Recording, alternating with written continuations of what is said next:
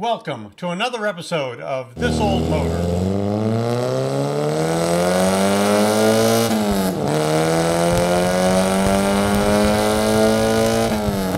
Today we've got a quick tutorial on how to take care of those badges on your car. You know the ones I'm talking about? The ones that supposedly say Cabriolet or Rabbit GTI or who knows what. You can't tell because all the paint's gone. This is aggravating. And there are a lot of different ways to fix this, and they all stink. I mean, seriously, who's got the time to go through with a paintbrush? And, well, I guess we all do right now since we're all sequestered to the household. But who has the actual steadiness to paint all of this and have it look nice? Well, now we do, because I found a way to do it, and it's cheap, and it's easy to do. And we're going to do a few of these just so we can watch. But the real secret is this. These are the typical badges that we have problems with. I first ran into this with my Rabbit GTI. You can just see how over the years it just gets rubbed off. Sandblasting from all the air and the sand and whatever going past it. It just ends up not looking nice. And for some reason on cabriolets it just completely goes away. There's just nothing left. Not exactly sure how I understand how that happens. And of course our Carmen badges, that is a Carmen, yeah, there, now you can get enough light. That actually is a Carmen badge. And here's one that I got for my car. If I can get it, there. You can see how this side is faded and this side has been renewed. And how did we do that? Using this. The liquid chrome pen. And trust me, that's not advertising. It really is liquid chrome. This is a pen designed for modelers who are like, you know, making those really cool high detailed military models, car models, etc. And they want chrome and they don't want to use silver paint. I mean, you can get this stuff out all you want, use a pen and hopefully get something that's even and consistent. It just doesn't work. So let's go use this pen, and it's going to be a little difficult here showing you precisely how to get it working. Can you see the tip? The tip in this case is kind of silvered because the paint has flowed over it. To make that paint flow, we press it 2 or 3 times and it starts to flow over and through the tip. And now that we've done that, we can go back to this and just touch on the top surfaces.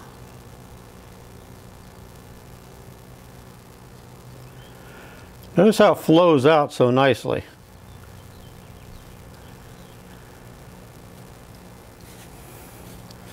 Now you'll notice, if you can, let's try and zoom in a bit.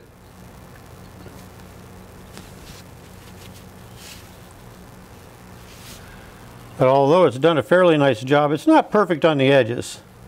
Well, that's the nice thing about the tip on this pen. It's rigid and hard. It doesn't bend. So I can actually draw this right out to the edge, using the edge as something to stay to.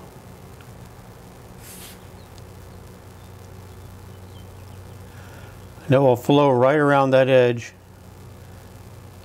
just the way it should.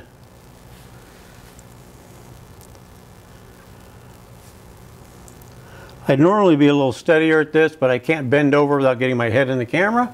So I'm not getting as close to it as I should. See if we can clean some of that up there.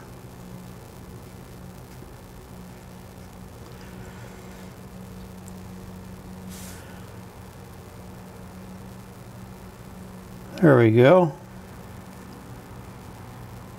A little bit more over here. You'll be amazed at how well this flows.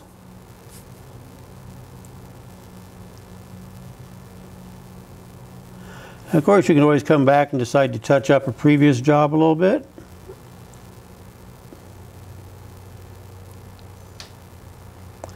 In fact, it's probably recommended.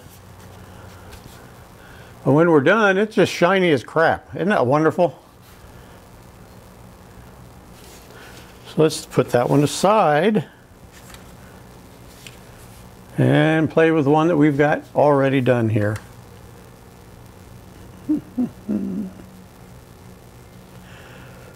Now you can get this pen from your local hobby store. It's made by a company called Molotow.com. You can order from them, you can get it from Amazon, you can get it from your local hobby store. And I picked this one up for about $10 at my hobby store.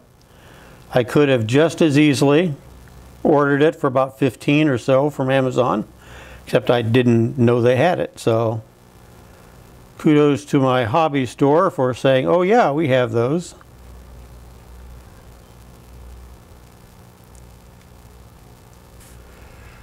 I suggest getting used to it, filling in the middles, working your way towards the outside. I mean, like a paintbrush or anything else, you can just kind of get crazy and sloppy. So don't do that.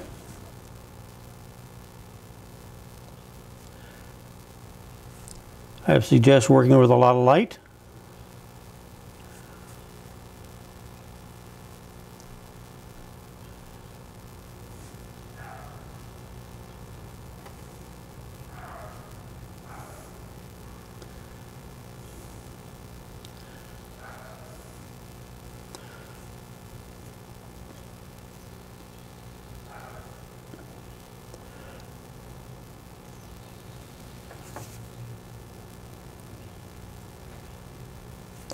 Now, I have to be honest with you, I have not exhausted a pen yet, but I've only started using them.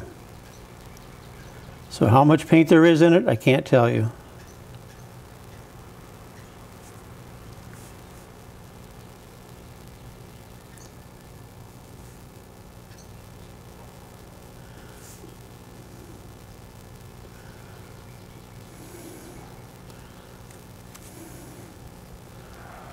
How are we looking there? Well, it's shiny, there's no doubt about that.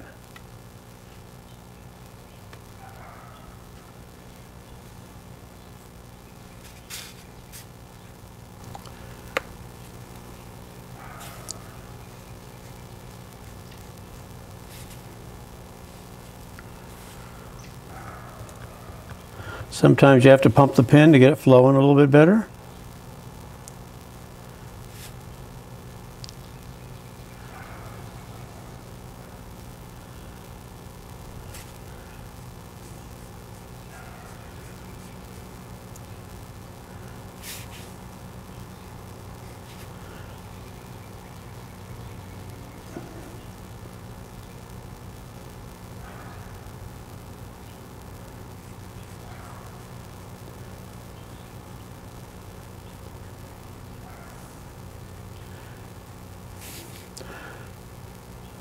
I dare say even the clumsiest of us could probably do this. Anybody need a silver bunny?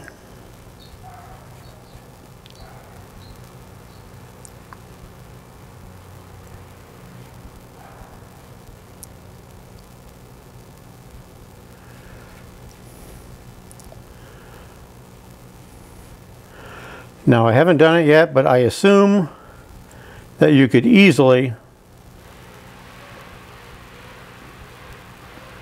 sand this off if you wanted to start over, or trim it with a X-Acto blade if you really goofed up someplace. I have not massively goofed up yet. I imagine I could.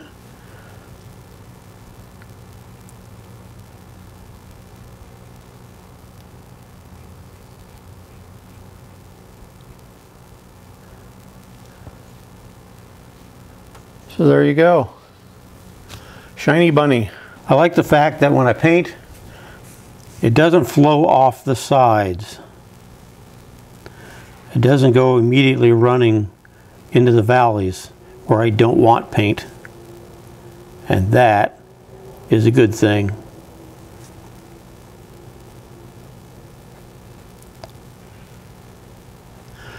I'll put a link below, and if you have any questions, feel free to leave me comments. I'll respond. But I'll let you know what the websites are where you can find this. And if you are ever allowed out of the house again, you might go to your local hobby store, ask them for it. It's Molotov. And it's just like Molotov for the cocktail, except a W at the end.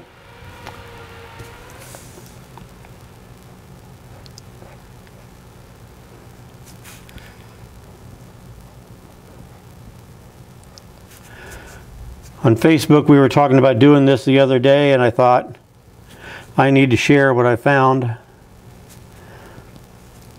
But I've been busy putting together material for the CIS series that we're doing, which we will start with any day now. But I thought maybe I could whip this one out real quick, just to let you see what I found, so you guys got something to do. Isn't that working out great? I love it. Okay, so you can have that, or you can have that. It's your choice. Thanks for watching. I hope you enjoyed the episode. You can make your badges look better with this cheap little pen. I hope you take advantage of it. This episode, as all of them, are sponsored by K-Jetronic Tuning, your one-stop source for performance parts, maintenance parts, hard-to-find parts. Give them a try. I appreciate it. If you need a nice t-shirt like this, long sleeve or short sleeve, we've got them available. There's a link down below to try and figure them out, and I've got them at cheap prices too, just trying to help out the economy here, and my economy as well, let's be honest about that. We've got a lot of new episodes coming up, mostly concerned with CIS, K-Jetronic systems, and how to make sure they work for you. An awful lot of questions people have.